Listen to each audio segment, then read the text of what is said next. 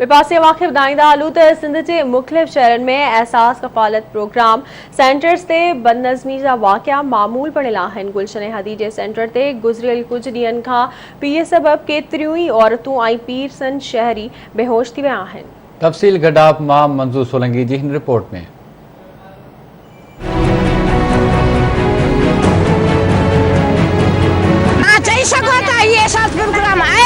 ज़लालत programme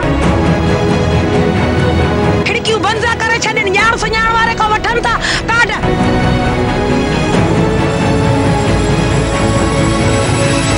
गरीबन जी माली सहायता लाइ पीटीआई सरकार तरफां शुरू कयल एहसास कफ़ालत प्रोग्राम तहत मिस्किन माण्हुनि जी रजिस्ट्रेशन जो अमल जारी आहे, पर इन दौरान बदनज़मी जा पिण रिकॉर्ड टुटी विया आहिनि। गुलशन नदी जे सेंटर औरतुनि तोड़े मर्दनि जी पे सबबि हिकु तरफ़ कोरोना सबबि समाजी विथीअ जो तसवुर ख़त्म थी वियो आहे, त ॿिए तरफ़ गुरबत जी चकीअ में पिसजंदड़ औरतुनि बदनज़मी सबबि एहसास कफ़ालत प्रोग्राम खे एहसास ज़िलत प्रोग्राम करार ॾेई छॾियो आहे। इमरान छा कयो? इमरान खान जे चाहे एहसास प्रोग्राम बनाइए, तव्हां चई सघो था ये एहसास प्रोग्राम आहे ज़लालत प्रोग्राम।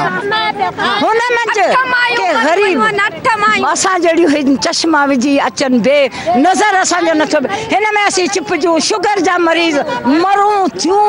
मूंखे ॿुधायो हुनजो छा इमरान खान ज़िम्मेवार ॾे न एहसास प्रोग्राम सही बनाई हुई, उन में सही बि मिलिया, इहो सही न आहे, हिन में मारामारी आहे। असां कुझु बि कोन मिले, असीं सफ़ा मुश्किल आहियूं, ग़रीब बेवायूं, बचनि जी रोज़ी बि न आहे। त बि त असां ग़रीबनि खे ॾियो, न त वञूं था कोन ॾींदा। हाणे माण्हुनि जी जेल भञी विधी रहे, सभु जेको ग़रीब माण्हू वञनि काॾे, जे घुराया अथई त उन्हनि खे इज़त सां ॾियनि न, इज़त सां ॾियनि न उन्हनि खे।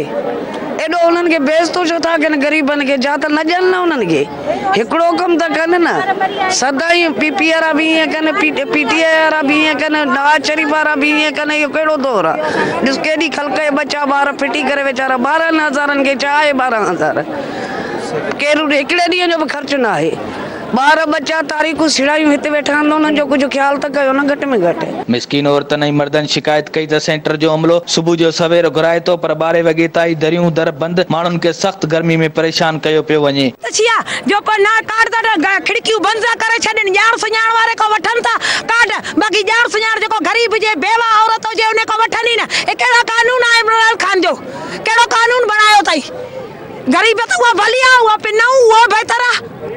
हीअं त कोन ज़लील छऊं असां, नंढड़ा बच्चा घर किरावन ते जॻह 8 महीना लॉकडाउन लॻाई अथई, पंहिंजा पेट भरी था वञनि था। माण्हुनि खे सुबुह 6 बजे अकल अचो थींदा, अचो हीअं 12 थिया आहिनि, अञा ताईं बि को माना फैसिलिटी न थी आहे, न दरियूं खोलियूं, न छा न छू, वरी जे हेॾे वञो हेॾे वञो। सेंटर ते मौजूद माण्हुनि इहा बि शिकायत कई त हिते बदनज़मी सबबि केतिरियूं औरतूं बेहोश थी वियूं आहिनि, ग़रीब जो को बि हाल पुछण वारो कोन्हे। चौथों ॾींहुं आहे हिते असां ख्वार ऐं ज़लील था थियूं, जेको बि ॿाहिरां अचे थो अंदरि हलियो वञे पियो, ऐं जेकी लेडीज़ बीठी आहे उहा उते जो उते बीठी आहे। हाणे बि तव्हां ॾिसो त 5-6 मायूं जेको आहे बेहोश, ऐं कुझु मायुनि खे जेको आहे सो एम्बुलेंस में खणी आई विया आहिनि। बराए महिरबानी करे तव्हां असां सां जेकॾहिं ताउन कयो पिया त के इज़त ऐं शराफ़त सां कयो, जेंट्स ऐं औरतूं इकट्ठे बीठियूं आहिनि। जो पीछे से औरत आई है, मेरे गुर्दों का मसला है, उसने मुझे इतना देखा मैं बेहोश हो गई, मेरे गुर्दों में दर्द हो गया। ये क्यों कर रहे हैं हमारे साथ? ये कब तक ऐसा चलेगा? सिंध हुकूमत क्या कर रही है हमारे साथ? ना इसकी बिजली कंट्रोल में है, ना इसकी पानी कंट्रोल में, ना इससे ये कंट्रोल पैसे दे रहे, यूँ बेइज्जत करवा के दे रहे। जब वोट मांगते हैं तो फिर घरों में आके हमारी मिन्नती करते हैं। जब हम गरीब लोग हम मजबूर होके आए हैं ना, इतना सब बच्चा मैं लेके आई हूँ मगर मेरी मजबूरी है, ये कर रहे हैं ये लोग हमारे साथ, ना पानी का इंतजाम कुछ भी नहीं है। ये देखो आप हाल खुद देखो, कब तक ऐसा चलेगा?